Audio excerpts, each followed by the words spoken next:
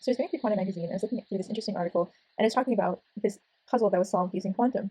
And so this video is going to be going over how exactly quantum can be used to solve this puzzle and what this puzzle was that has been intriguing mathematicians for centuries.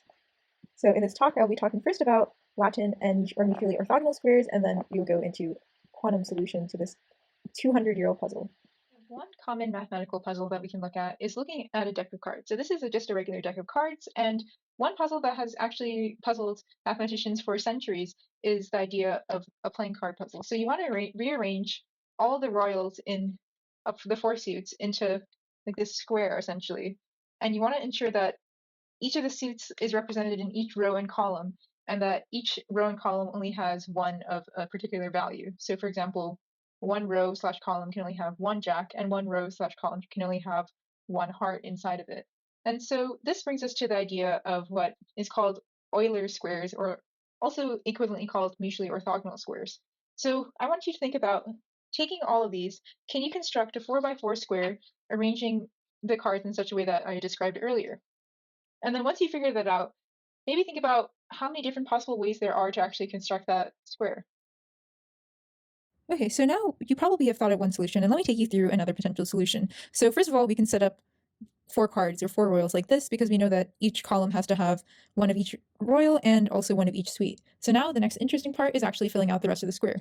So let's say we put a jack of spades here, a king of clubs here, an ace of hearts here, a queen of diamonds, an ace of clubs, queen of spades, jack of diamonds, king of hearts, king of spades, diamonds, jack of hearts, queen of clubs, and finally an ace of spades. There is no row or column that has more than one suit or more than one value. And the reason why I chose this particular solution is that it was kind of interesting to notice that the two colors are seemingly together in the solution. But in fact, there is over 1,000 potential solutions. So this is one example of what you can consider a Euler square or a mutually orthogonal Latin square.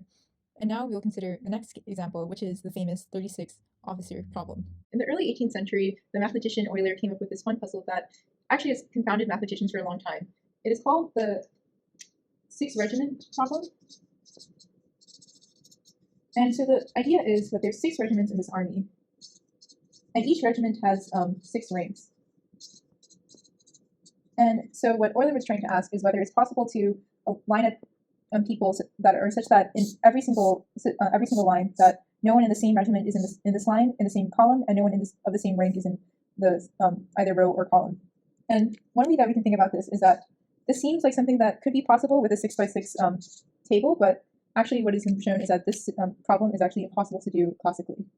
But we can think about it in like a much simpler case. So we can think about 2 people, like 2 regiments and 2 ranks.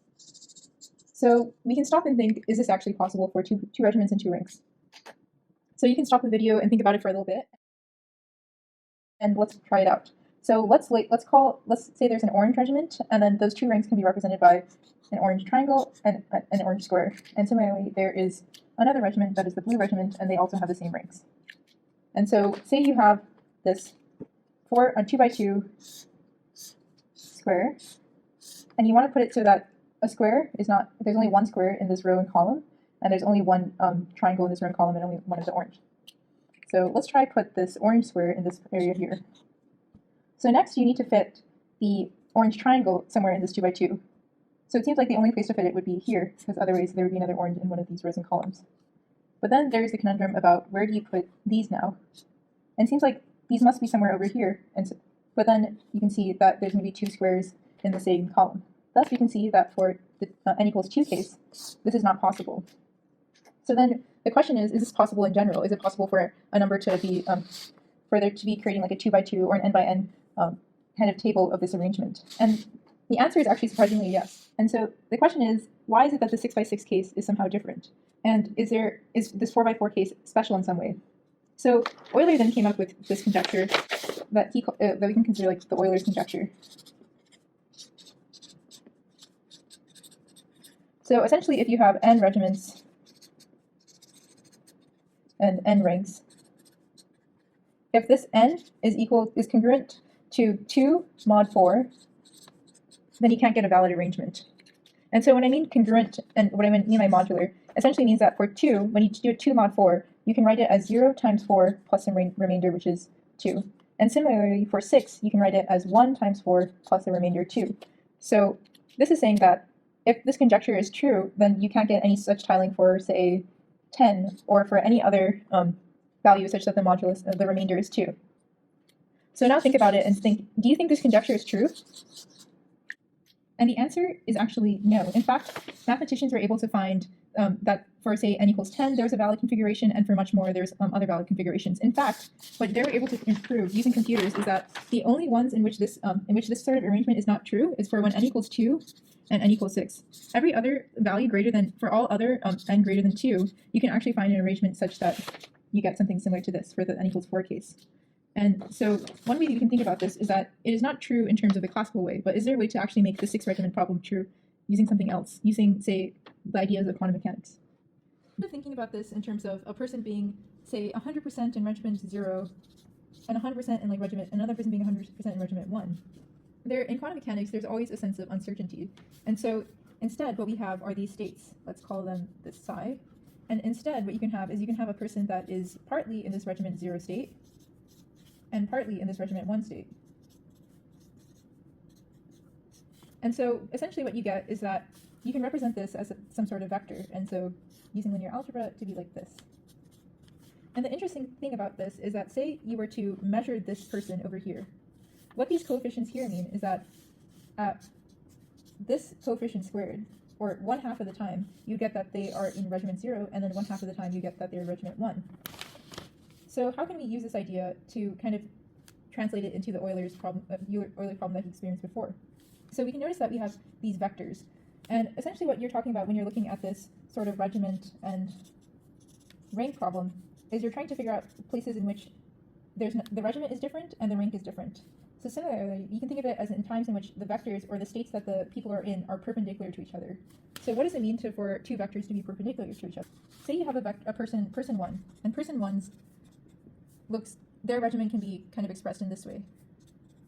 And say you have a person 2 whose regiment can be expressed with this way, in which essentially what we're encoding is that this is the probability that they're, or is associated with the probability that they're in regiment 0, and this is associated with the probability that they're in regiment 1. So if person 1 and person 2 are completely different from each other, we can say that these two vectors are orthogonal. So the way that we can do that is we can take this vector, and then we can take the transpose of this vector, and then we get v1 w1 plus v2 w2. So if they're orthogonal, then this is equal to 0. So what you might be thinking is that this is only for the regiment 0. This is only encoding one piece of information, right? It's only encoding the fact that this person is in regiment 0. It's not encoding the rank at all. And this is the part in which we can talk about something called entanglement or multiple states. And so what we can do is we can think about regiment. We can think about all the scenarios. We can think about the person is in regiment 0, they're also in rank. They're also rank 0. And then you can think that they're in regiment 0 and they're in rank 1. And similarly, so essentially you get 4 possibilities if there's only 2 ranks and 2 regiments. And so what you can get is this huge 4×1 vector. And this vector tells you the combination that person is in. It tells you whether they're, like, the probability that they're in regiment 0 and rank 1 and so on. And so this is the situation that you can use to get something that encodes both things at once.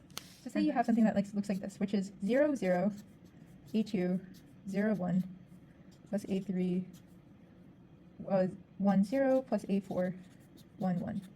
So in this case, we're saying that this is the state in which they're in regiment 0, and this is their rank. And in the idea of entanglement is that if a person is in like a special state, if you know their regiment, then you instantly know their rank. And so one method that you can do is that if you can, this is an example of a state. Because if you, say, measure this part of their vector, if you only see this part, then you instantly know that their rank must be also equal to 0. So this is the idea of entanglement, in which once you get one piece of information, you get 2 pieces of information overall.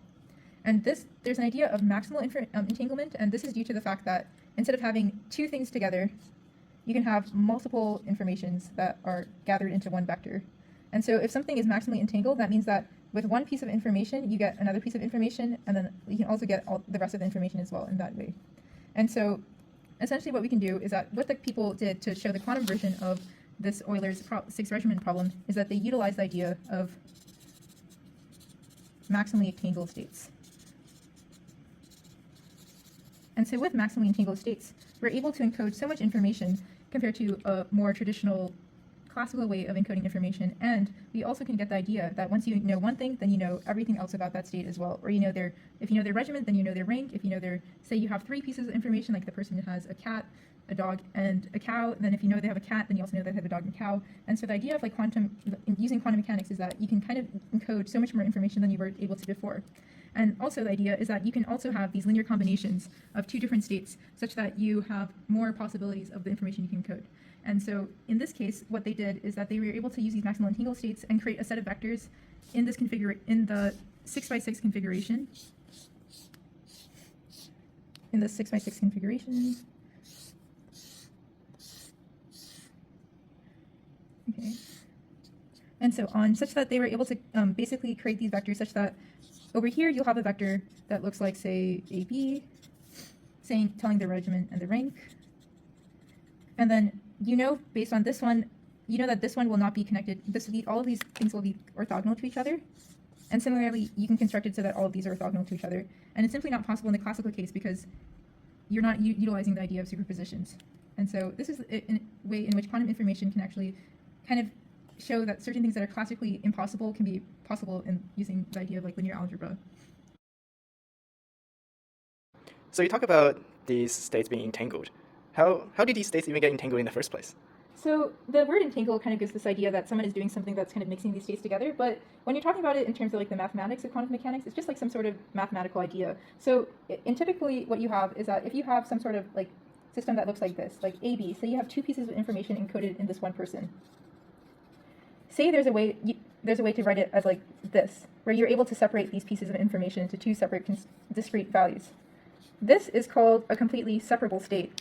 And what it means is that this information A is not exactly correlated with this information B. So if you know this information A, you don't necessarily know this information B. However, in certain situations, such as this state that I'm writing over here, which is called in physics a Bell state, what you get is that once you know this information A, there's only one other possible there's only one possible value for this other state, because there's only 0, 0, and then 1, 1. So if you know that this left bit is a 0, then the only other thing that the right bit could be would be another 0. Similarly, if you know that this left bit is a 1, you only know that the only possibility for this right bit would be a 1. And so that is what it means. So it's like the left bit kind of controls what the right bit is. And so in terms of like, say, physics, if you know where one photon is in measurement, then you kind of know what the other photon is doing also in measurement. And that's kind of like the idea of it physically. And then the idea of it mathematically is just kind of this idea over here, where the information of one thing determines the information of the right bit with like 100% certainty. And that's kind of how you get this like entangled information together. Oh, okay. Would you say that the second bit is almost dependent on what the value of the first bit is, almost in like a probability sense? Yes. So exactly. So one way that we can think about this entangled states is that it is completely basically based on probability. For example, here you see that you have this 1 over root 2 regiment 0 and 1 over root 2 regiment 1. But how can 2 things actually be in either regiment 0 and regiment 1? But what we can think about it is that this is actually encoding probabilities, not actually what the person is at that state. It's encoding that this person has, like, when you measure it, has a 1/2 probability as being in regiment 0 and a 1/2 probability of being regiment 1. And similarly here, when you're saying that this is in 0, you're saying that there's a 1/2 probability that they're rank 0 and regiment 1, 0, and regiment 1 and rank 1. And so when you're kind of separating those probabilities, you can like separate the probabilities overall, and then you can say, what is the probability that the person is like rank 0, given that they're in regiment 0. And here, what you can see is that since they're in regiment 0, the probability that they're in rank 0 becomes completely certain, or 1.